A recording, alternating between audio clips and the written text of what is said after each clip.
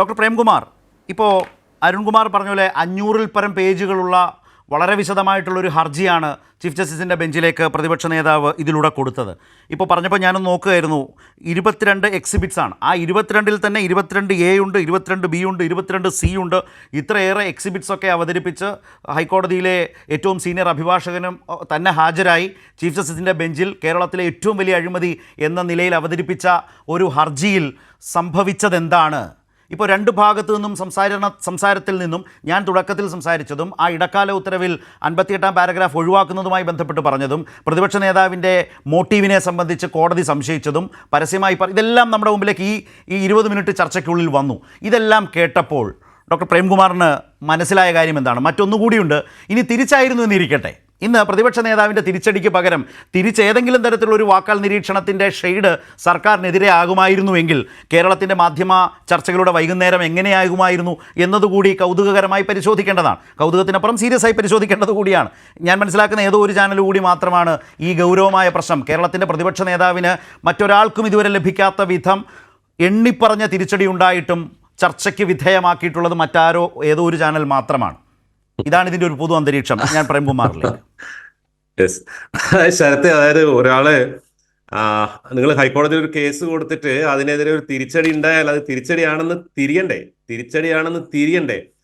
സത്യത്തിൽ എനിക്ക് V D സതീശനോടുള്ള ഇഷ്ടം കൂടുക ചെയ്യുന്നത്. ശരിക്കും വി ഡി സതീശന്റെ ഏറ്റവും വലിയൊരു പ്രത്യേകത രാഷ്ട്രീയക്കാരെന്നുള്ളതിനേക്കാൾ കൂടുതൽ നന്നായിട്ട് പുസ്തകം വായിക്കുകയും വായിച്ച പുസ്തകങ്ങളെ പറ്റി ഒരുപക്ഷെ കേരളത്തിൽ ആർക്കും പറയാൻ പറ്റുന്നതിനേക്കാൾ മനോഹരമായി ഡയലോഗ് അടിക്കുകയും ചെയ്യാൻ പറ്റുന്ന ആളാണ്. വായിച്ച പുസ്തകങ്ങളെ പറ്റി ഇത്രയും ഭംഗിയിൽ ഇത്രയും ആവേശത്തിൽ സംസാരിക്കുന്ന ആളെ ഞാൻ കണ്ടിട്ടില്ല.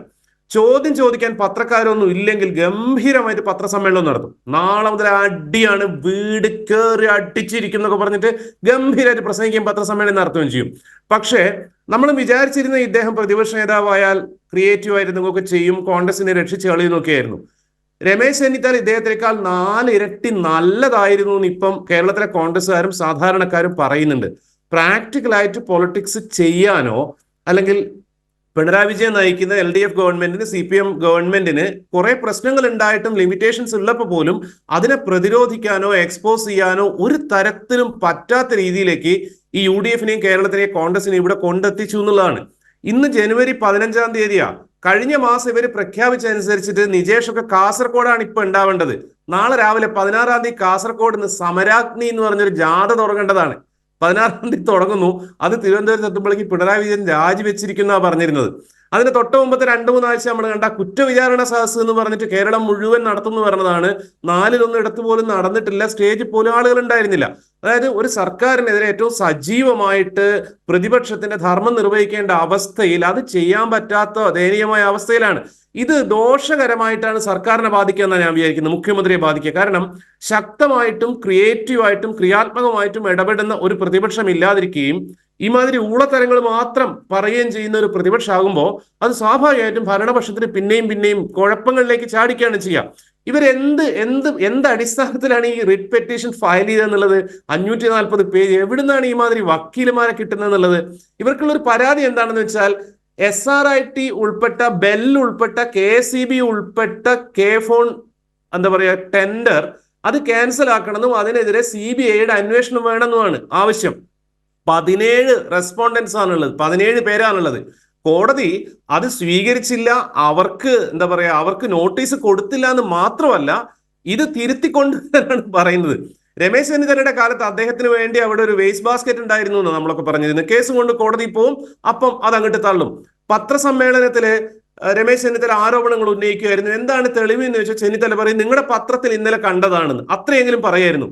വി ഡി സതീശൻ, അതായത് ഈ ടെൻഡറിൽ അഴിമതി നടന്നിട്ടുണ്ട് എന്നുള്ളതിന്റെ തെളിവ് വി ഡി സതീശൻ പറയുന്നത് മനസാക്ഷിയെ ഞെട്ടിക്കുന്ന വിവരം എന്റെ കയ്യിൽ ഉണ്ട് എന്നാണ്.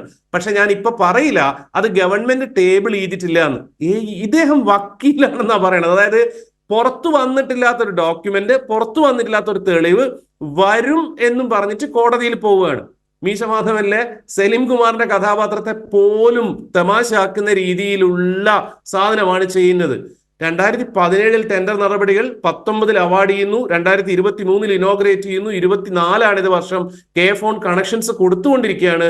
വിചാരിച്ച വേഗതയിൽ ഈ പ്രോസസ്സ് പൂർത്തിയായില്ല എന്നുള്ള സത്യമാണ്. അതിനിടയിൽ 3 വർഷത്തോളം 2-2.5 വർഷം കോവിഡും പ്രശ്നങ്ങളൊക്കെ ആയിരുന്നു. പക്ഷേ ഒരു ഹൈക്കോടതിയിലേക്ക് ഒരു പ്രതിപക്ഷ നേതാവിനെ പോലെയുള്ള, അതായത് മുഖ്യമന്ത്രിയുടെ തൊട്ട് താഴെ പ്രോട്ടോകോളിൽ നിൽക്കുന്ന 10-30 സ്റ്റാഫുള്ള ഒരാൾ ഒരു റിട്ട് പെറ്റീഷൻ ഫയൽ ചെയ്യുമ്പം കാണിക്കേണ്ടുന്ന അവധാനത, മിനിമം അവധാനതയെങ്കിലും, ഇത് കോടതി വ്യവഹാരങ്ങളെ പറ്റി നാട്ടുകാരുടെ മനസ്സിലുണ്ടാക്കുന്ന അവസ്ഥ എന്താണ്, രാഷ്ട്രീയക്കാരെ പറ്റി മൊത്തത്തിൽ ഉണ്ടാക്കുന്ന, ആളുകളിൽ ഉണ്ടാക്കുന്ന അവമതിപ്പ് എന്താണ്, കോൺഗ്രസ് പ്രസ്ഥാനത്തിൽ ഉണ്ടാക്കുന്ന അവമതിപ്പ് എന്താണെന്ന് ആലോചിച്ച് നോക്കൂ. കേരളത്തിലെ കോൺഗ്രസിനുള്ള വലിയൊരു പ്രശ്നം ഒന്നും ആലോചിക്കാതെ കാര്യങ്ങൾ വിളിച്ചു പറയാന്നുള്ളതാണ്. നമ്മൾ കണ്ടതാ, 1.5 മാസക്കാലം ബസ്സിൽ മുഖ്യമന്ത്രി പോകുന്നു എന്നുള്ളതായിരുന്നു ഇവരുടെ പരാതിയെ. ആഡംബര ബസ്സിൽ പോകുന്നു എന്നുള്ളതായിരുന്നു. കേരളത്തിൽ ഓടിയ ബസ്സിനേക്കാൾ എത്രയോ ആഡംബരമുള്ള, ബസ്സിന്റെ മുകളിലേക്ക് ലിഫ്റ്റുള്ള, അതിനുള്ളിൽ ശരിക്കും കോൺഫറൻസ് റൂമുള്ള വോൾവോയുടെ ബസ്സിൽ രാഹുൽ ഗാന്ധി യാത്ര നടത്തുന്നു. നല്ല കാര്യമാണ്. രാഹുൽ ഗാന്ധി മണിപ്പൂർ മുതൽ ഇങ്ങ് മുംബൈ വരെ യാത്ര നടത്തട്ടെ, ആളുകളോട് സംവദിക്കട്ടെ. ഒരു 10-20 വാഹനങ്ങളിൽ പോകുന്നതിനേക്കാൾ നല്ലത് ബസ്സിൽ പോകുന്നതാണ്. അതിനകത്തിരുന്ന് രാഹുൽ ഗാന്ധി ആളുകളുമായിട്ട് ചർച്ച നടത്തട്ടെ, അപ്പോഴും യാത്ര തുടരട്ടെ. പക്ഷെ ഈ കാര്യത്തെ കാണാൻ കഴിയാതെ, ഏറ്റവും ചുരുങ്ങിയത് രാഹുൽ ഗാന്ധിയുടെ യാത്രയ്ക്ക് വേണ്ടി ഇങ്ങനെ ഒരു ബസ് തയ്യാറാവുന്നുണ്ട് എന്നുള്ള വിവരം പോലും കേരളത്തിലെ കോൺഗ്രസ്സുകാർക്ക് ഇല്ലായിരുന്നു എന്നാണ് നമുക്ക് മനസ്സിലാവുന്നത്. പിന്നെ സത്യം പറഞ്ഞാൽ ഇനിയിപ്പോ കോൺഗ്രസ്സുകാരെ പറ്റി ഇങ്ങനെ വിമർശിക്കാനോ തമാശയാക്കാനോ നമുക്ക് സങ്കടമാകും. കാരണം കനകോല് പോലും ഇട്ടേച്ച് പോയിരിക്കുന്ന ഒരു അവസ്ഥയിലാണ് ഇവർ. കനകോല് പോലും ഇട്ടേച്ച് പോയിരിക്കുന്ന അവസ്ഥയിലാണ് ഇവരുടെ. കനകോല് പോയി എന്നല്ലേ വാർത്ത പറയുന്നത്. മാത്രമല്ല അദ്ദേഹം പ്രൊഫഷണൽ ആള് മാത്രമല്ല, ഇവരുടെ ഹൈ പവർ കമ്മിറ്റിയിലുള്ള ആളായിരുന്നു.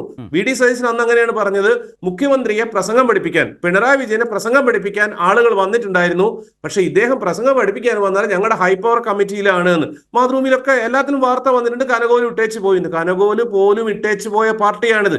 ഒരു നേതാവ് ജയിലിൽ കിടക്കുമ്പോൾ മറ്റാള് നാച്ചുറൽ വൈബ്സ് എന്ന് പറഞ്ഞ ഫോട്ടോ ഇട്ട് അർമാദിക്കുന്ന പാർട്ടിയാണ്. സത്യം പറഞ്ഞാല് കോൺഗ്രസിനെ തമാശയാക്കാൻ പോലും വിഷമമുള്ള കൂട്ടത്തിലാണ് ഞാൻ. കാരണം പേരിനെങ്കിലും ഒരു പ്രതിപക്ഷം കേരളത്തിൽ വേണ്ടതാണ്. ഇടപെടുകയാണ് ഡോക്ടർ പ്രേംകുമാറിന്റെ ആത്മാർത്ഥമായ വിഷമം എനിക്ക് മനസ്സിലാവുന്നുണ്ട്. ഞാൻ വരാം താങ്കളിലേക്ക്.